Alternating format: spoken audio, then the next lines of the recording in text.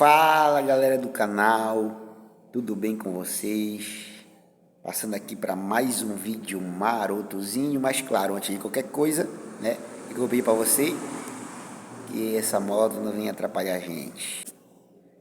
Deixa o seu like, deixa o seu comentário e se inscreve no canal porque isso é muito importante pra gente, tá ok? Não custa nada, clique no joinha, deixe lá o seu gostei, coloca aqui no comentário alguma ideia de vídeo, algum tema para que a gente possa falar da próxima vez e se inscreva no nosso canal, ative os sininhos de notificação e sem mais enrolação, bora pro vídeo. Então galera, no vídeo de hoje nós vamos falar sobre as lentes psicológicas, certo? Que é um termo da psicologia cognitiva, nós vamos falar sobre isso. Mas antes de qualquer coisa, a primeira coisa que eu quero falar com vocês é um termo chamado de crença central.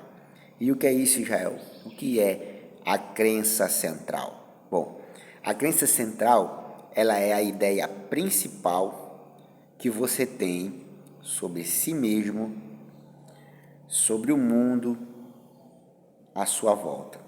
É como se ela fosse uma grande lente pelo qual você enxerga a realidade. Então ela tem poder de influenciar sua forma de pensar, de agir e entender as coisas ao seu redor.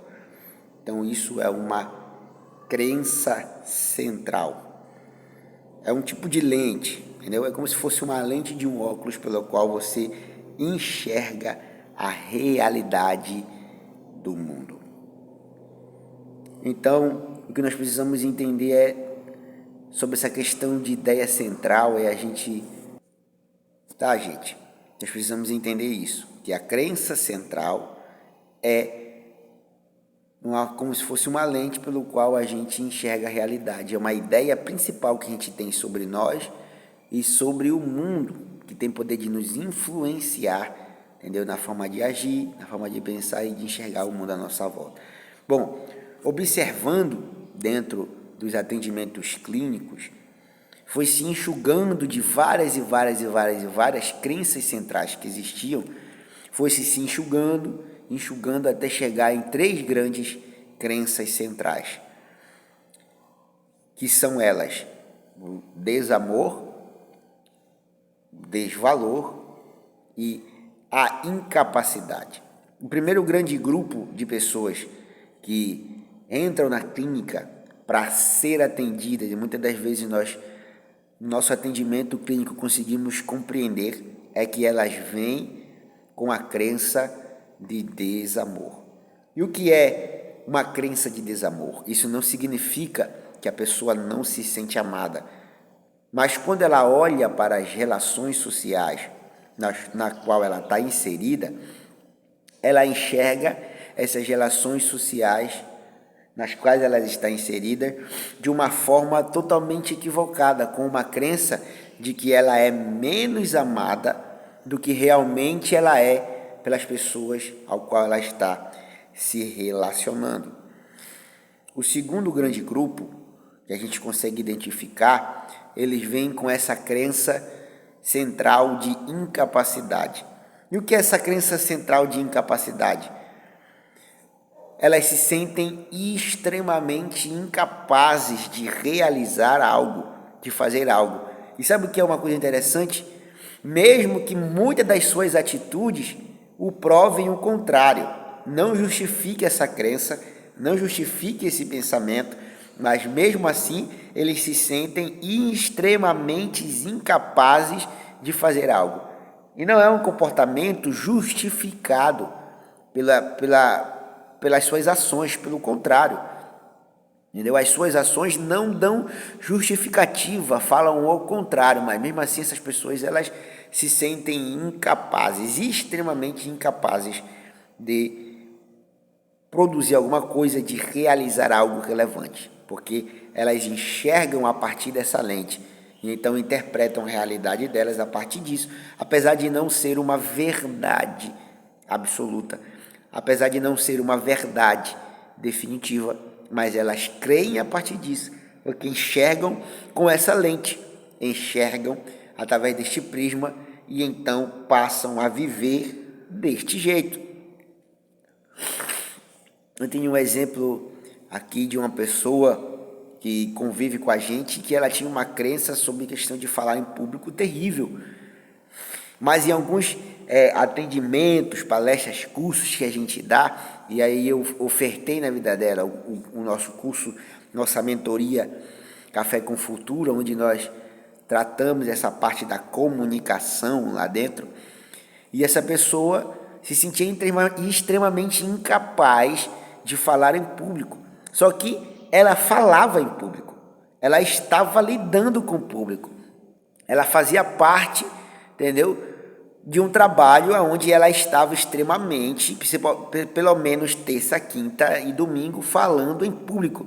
Mas mesmo o seu comportamento dizendo o contrário, ela tinha essa crença de que falar em público não era para ela. Ela tinha essa crença central de incapacidade, que ela não conseguiria falar em público. Veja bem que essas crenças, elas não são fidedignas, elas não retratam a realidade. É apenas uma lente pela qual as pessoas interpretam a verdadeira realidade, que muitas das vezes é distorcida. Muitas das vezes é distorcida do que realmente é. E o terceiro grande grupo que a gente observa é um grupo que tem a crença do desvalor. Entendeu? Elas não se acham tão valorizadas para o círculo social, para as pessoas com que elas se relacionam, elas não se acham tão valorizadas quanto o que de fato elas são para aquelas pessoas. Entendeu? Elas têm aquele pensamento de não merecimento, quando alguém vem falar, se comunicar, até mesmo elogiar ou algo desse tipo, elas têm dentro de si, ainda que não demonstrem, mas elas têm dentro de si esse sentimento de não merecimento. Eu não tenho todo esse valor, não é realmente o que eu sou, não é realmente o que eu faço, não merece tudo isso. Então, elas têm essa percepção, entendeu? Então, desamor, incapacidade e desvalor. E aí você pode me perguntar como essas crenças são formadas. Essas crenças são formadas com o decorrer do tempo, com o passar da vida, formado por experiências, por memórias. Até aqui isso forma essas crenças, como se fossem camadas de experiências que vão sendo montadas no decorrer do tempo. No decorrer do tempo, as suas vivências vão sendo experienciadas e você vai formando essas camadas.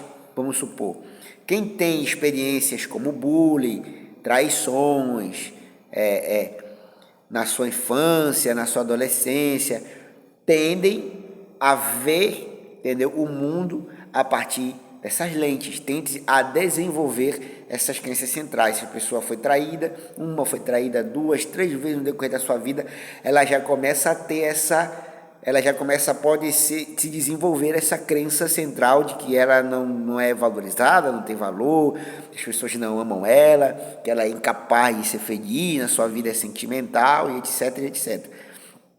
Para que a gente consiga vencer isso, uma das ferramentas que a gente usa se chama racionalização. Nós precisamos ser mais racionais. A gente procura levar o paciente, quando estamos no atendimento clínico, a racionalizar aquela crença, aquela ideia, aquele pensamento que muitas das vezes passa batido por ele, pelo fato de ele estar tão inserido lá dentro. Então a gente tenta fazer com ele a racionalização, muitas vezes por meio de escrita. A gente manda ele escrever, chamar o diário dos pensamentos, e lá ele escreve, quando acaba o seu dia, como ele se sentiu, o que foi que se passou, para que a gente tente racionalizar. Será que realmente é isso? Será que realmente eu sou incapaz? Será que esse sentimento, essa crença tem fundamento racional? Cara, para que a gente limpe as nossas lentes e comece a enxergar o mundo de uma forma mais real, a gente necessita racionalizar. A gente precisa fazer questionamentos para o nosso próprio pensamento. Mas por que isso? Por que eu estou pensando desse jeito? Será que realmente isso é verdade? Será que isso realmente retrata o real cenário, o real sentido? Ou só é a minha mente querendo me confundir por causa das minhas experiências passadas e querendo sujar a minha visão dessa determinada experiência? Precisamos entender isso, cara. Nós precisamos nos atentar para isso. E tem outra coisa muito interessante que a gente precisa entender, que se chama predisposição genética. Faz muito sentido a gente compreender isso, e você já vai entender o porquê. A sua genética, ela te dá predisposição para construir essas camadas de experiência. Preste atenção nisso aqui, por favor. A sua genética te dá predisposição para construir essas camadas de experiência. Preste atenção. Ela te deixa mais suscetível a uma camada, a uma lente, a uma crença central, seja lá o que for. Imagine comigo agora. De um lado, uma camada de uma hiperprodutividade absurda, e do outro lado, uma outra camada que contém um vício adaptativo, como fumar um cigarro, vício em álcool, pornografia ou qualquer outra coisa desse tipo. A predisposição está ali, está lá dentro de você. Você tem uma predisposição para hiperprodutividade, mas você também pode tender para o outro lado. Mas sabe o que é interessante? É que a genética, ela não determina comportamento. Note isso aqui. A genética não determina comportamento, cara. Ela apenas te dá uma propensão. Ela apenas te deixa mais suscetível, mas ela não determina o comportamento. Ela vai estar lá, mas ela não vai se tornar realidade, se materializar, se não houver um ambiente propício para isso. Eu vou usar como exemplo isso aqui. A pessoa que tem intolerância à lactose, certo? Ela não produz um gene chamado lactase, que é capaz de absorver a lactose que é gerada pelo leite. A genética está lá, ela nasceu com essa falha genética, ela não produz isso. Porém, se essa pessoa não entrar em contato com o leite ou com o derivado disso, essa genética não vai fazer sentido nenhum para a sua vida, não vai se manifestar. Você está entendendo? Por quê? Porque não está dentro de um ambiente propício, ela precisa de um ambiente propício para ela se manifestar. Então nós temos que entender isso, cara. Nós temos que cuidar dos ambientes aonde nós estamos, cara, porque os nossos ambientes podem nos levar para um nível maior, mas também pode acabar com a gente, podem nos destruir, cara. Os nossos ambientes podem aflorar coisas boas de nós, mas também pode aflorar coisas terríveis dentro de nós.